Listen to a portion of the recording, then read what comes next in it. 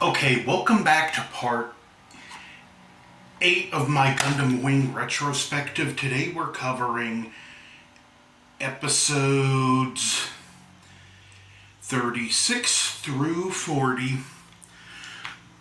Episode 36, Sank Kingdom's Collapse. A good bit happens in this episode. Catra reunites in the Magwana Corps who are in the middle of a battle. He gets his Sandrock back, and they go to join the Sank Kingdom, who's facing imminent invasion. Duo is propositioned by a civilian group, the White Fang, to join their resistance, but because they have no plan for what happens after defeating Oz, he nopes out. Then him and Hildy go to a circus, and he finds Troa, which sets up the seeds for events that are just around the corner. And the Sank Kingdom gets invaded. Hero can't really fight on the front lines because he's on the verge of losing control from Epion, so he fights on the outskirts.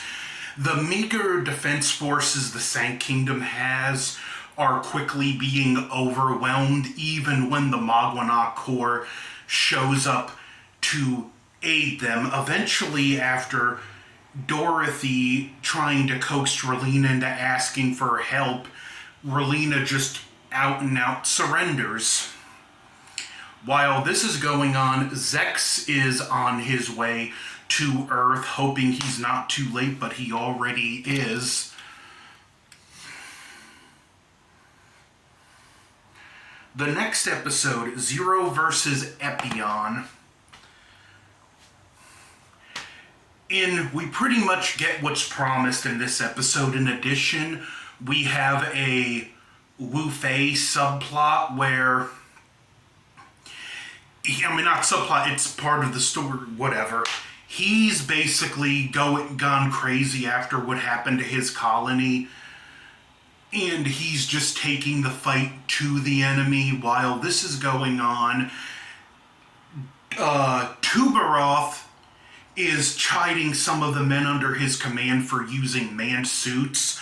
Only it turns out they're White Fang rebels, which managed to take over the battle station Libra, which is still under construction. So, the White Fang in one fell swoop gets a battle station that's going to be a force to reckon with when it's completed, and a mobile doll army. So with just a few men, they became a superpower overnight. Tuberoth manages to escape from them, and he's going crazy at this point until he dies, because as a result of the battle and Wu Fei's little rampage. We also have the promised titled Zero versus Epion fight, which is a pretty good one. And we've seen them fight a few different variations. We've seen Tall Geese versus Wing Gundam. We've seen Heavy Arms versus Tall Geese. And then Hero and Zex fought each other in the Mercurius and the Tall Geese, and now we have their first ever Gundam versus Gundam fight. While this is going on, something happens with both Zero systems, and it's like both suits reject their current pilots. They decide to switch mobile suits, Hero telling him that thing was built by Trays. I can't understand how that guy thinks. And Zex saying, yeah, he would probably want me to have this. And they take out the remaining mobile doll carriers before going their separate way. As well as Tuberoth trying to manipulate Dorothy to become a figurehead, which will ultimately backfire on him. He wants her to be the queen of the Earthspear alliance of Romefeller, and she takes him up on his offer. And I believe in this episode too, back in the Sank Kingdom episode, Noin tells Catra to return with her to space. And in this episode, I believe it is, she has a brief encounter with Wu Fei to try and get him to join her. And there's a nice little moment, and this might be the next episode. Forgive me if I get a few things confused. I had to do some yard work, the landlord complaining about trash that just isn't there, but there's a nice moment where he aims the dragon fang at her, and it's just to test her resolve, because if you look how he does it, it's not a fast and aggressive raise, it's very casual, and he just wants to see what she does, and when she doesn't attack back, he's very pleased. But anyway, Troa's return to the battlefield. Not Troa's return. The birth of Queen Relina. Basically, Wu Fei's still on his rampage, and we have the manipulation of Relina, which is going to start to backfire in this episode for Duke Jermail. It's actually a pretty just interesting dynamic how quickly both Duke Jermail and Tuberoth lose their individual hold on power. Tuberoth because he couldn't see a rebellion right under his nose. Duke Jermail because his manipulation and political machinations ultimately backfire. Catra, Duo finds out, again, has another meeting with the White Fang, rejects them, and Duo ultimately finds out from Hilda about the Winter family looking for employees. He goes and meets up with Catra. Again, doesn't immediately join Catra because before he joins forces, he wants people with an actual plan, but he tells him about Troa.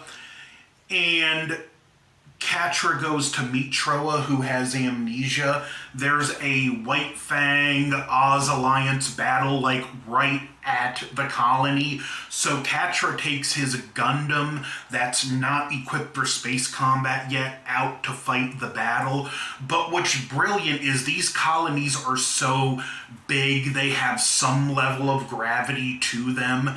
So he's able to strafe the side of the colony and use its limited gravity to achieve mobility and be able to fight. And Troa ultimately decides to join forces with him. So we have our Gundam Pilot Alliance growing. Relina gives a speech at the end about her wishes for peace, and she calls for all nations, including the Romefeller, to disarm, and she gains a lot of support within Romefeller. Actually, that's the next episode, and in this one, they just reveal her as queen, and Hero makes the decision he's going to assassinate her. The next episode, Troa's return to the battlefield. Well, going off what I said, we do have Hero going to assassinate Relina. Why this is going on, we see Zex just disillusioned on Earth, and he gets approached by Cans, which, spoiler, Zex is going to be the head of the White Fang here shortly. Hero does end up going to the Romefeller headquarters, and he plans on assassinating Relina until he hears her calls for peace, and he decides just to let her do her thing while this is going on. We have another battle in space. It's the shuttle that has two Tauruses on it. It has Noin, Catra, and Troa. and they get attacked by some Alliance members, and they're just hopelessly outnumbered. Sandrock is effectively useless because it can't handle space combat. Noin can only do so much, and Troa runs out of ammo. They self-detonate their shuttle, and Catra uses the explosion to protect Troa, and then Duo shows up and saves them. And finally, we have a new leader where a lot happens in this episode. For one, Howard is on the Peace Million. He's going over with the crew and he's explaining the different forces for power that are in the galaxy, like Oz, White Fang, and he also lists two forces that don't have the power yet but can shake things up. One is them, but they obviously at least need the Gundam pilots, and the other are the unarmed citizens not associating with Oz or the White Fang. And while this is going on, he also manages to get in touch with Duo and invites them to come to the Peace Million, which couldn't have happened at a better time because, there's Oz and White Fang forces everywhere. They have one shuttle, two Tauruses that desperately need to be resupplied, a useless Gundam Sandrock, and the only fighting machine they have is the Gundam Death Scythe Hell. We also have more of Wu Fei in this episode. I believe this is the episode where his Gundam gets heavily damaged because he goes on a head-on assault against Libra. And again, forgive me if I get some stuff confused this time. It's frustrating having to placate a landlord and clean up trash that really isn't out there. And we have Duke Dramail's political machinations fail him miserably, with everyone putting more and more support behind Relena when his plan was for Relena to be a figurehead and him be the one truly pulling the strings. But it backfires and they pretty much want to vote to take him out of power, so Dorothy prods him to go into space and he gets killed in a battle. And again, like I said, we have Wu Fei, whose Gundam is heavily damaged at this point because he decides to assault Libra by himself, and the episode ends with Zex giving a speech declaring himself the leader of the White Fang, and that from Space's perspective, the source of all conflict is Earth, and they declare war on Earth. The Zero system really messed him up, and it ends with Hero saying, Zex, out of the paths Epion showed you, you chose that one. Well, out of the paths Zero showed me, I choose this one. So our stage is set for the final conflict. Thankfully, well, not thankfully, we have one more balance of power shift to go through in this show, which I love Wing, but I've said before, these shifts in the balance of power get downright exhausting at times. But this has been part 8 of my Gundam Wing retrospective.